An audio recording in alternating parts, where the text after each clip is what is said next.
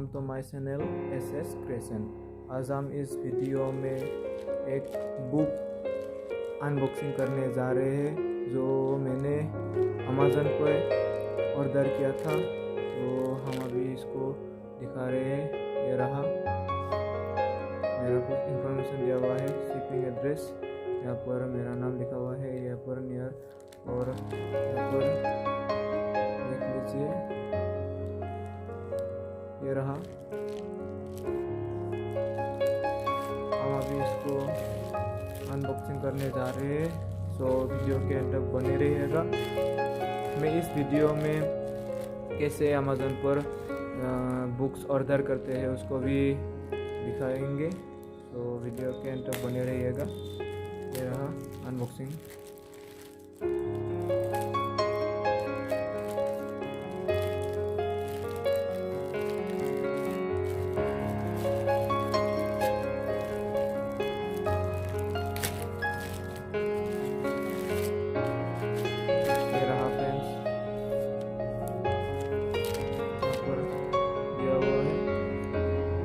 Price दिया हुआ है 490 रुपीज़। ये रहा,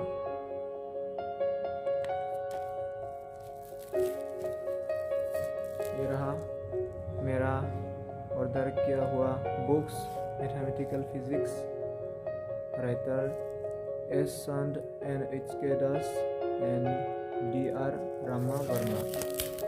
ये रहा मैथमेटिकल फिजिक्स। ये रहा,